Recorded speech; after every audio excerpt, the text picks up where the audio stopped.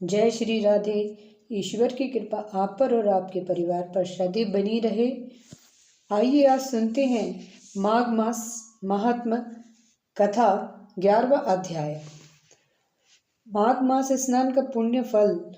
महाराजा दिलीप ने महर्षि वशिष्ठ से अति आदर पूर्वक कहा, हे महर्षि, मुझे माघ मास के स्नान के विषय में विस्तार पूर्वक बताइए, मेरी जिज्ञासा शांत करिए। सूत जी बोले, महाराजा दिलीप की उत्कंठा शांत करते हुए वशिष्ठ जी बोले, हे राजन, वेदों में जल को नारायण देवता स्वरूप माना जाता है। समस्त ग्रहों में सूर्य देव सर्वोत्तम है। इसी प्रकार माघ मास सर्वोत्तम पवित्र मास है। माघ मास में सूर्य मकर राशि पर स्थित रहता है, अतः उस शुभ योग में जल में स्नान करना अति पुण्यदायक है। यदि इस योग में कोई दरिद्र अथवा निर्धन व्यक्ति 3 दिन भी स्नान कर ले तो उसकी निर्धनता सदा के लिए समाप्त हो जाती है। यदि निर्धन व्यक्ति कुछ दान भी दे दे तो अति उत्तम है। संपन्न व्यक्ति माघ मास में 3 दिन पवित्र नदी में स्नान कर ले तो अवश्य ही दीर्घायु को प्राप्त होता है। माघ मास की समस्त तिथियां मोक्षदायिनी होती हैं। इन तिथियों पर स्नान करने से पापों का नाश होता है तथा पुण्य फल की प्राप्ति होती है।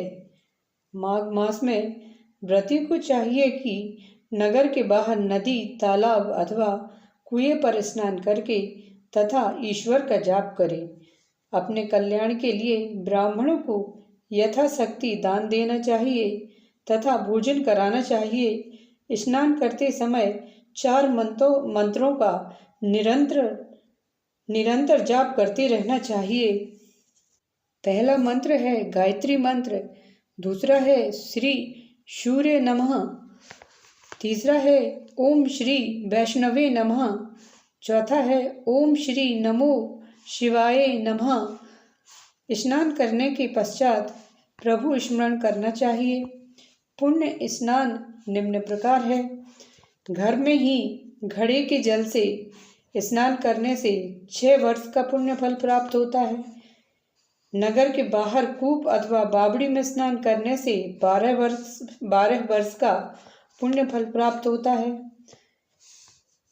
तालाब में स्नान करना अथवा नदी में स्नान करने से 4 गुना फल प्राप्त होता है। देव सरोवरों तथा महानदियों में स्नान करने से 100 गुना फल मिलता है।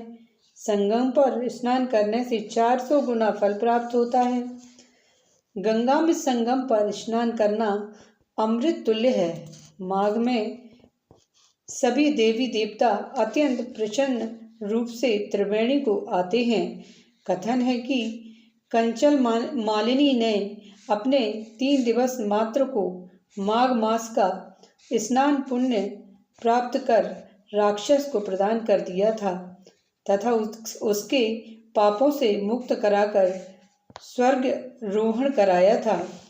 सहस्त्र अर्जुन ने प्रश्न किया कि कंचन मालिनी कौन थी तथा वह राक्षस कौन था, कृपा करके मुझे विस्तार पूर्वक बताइए। चैनल पर पहली बार आए हैं तो चैनल को सब्सक्राइब करिए, लाइक करिए, बेल आइकन प्रेस करिए और कमेंट सेक्शन में जय श्री राधे लिखिए। मिलते हैं अगली वीडियो में। जय श्री राधे।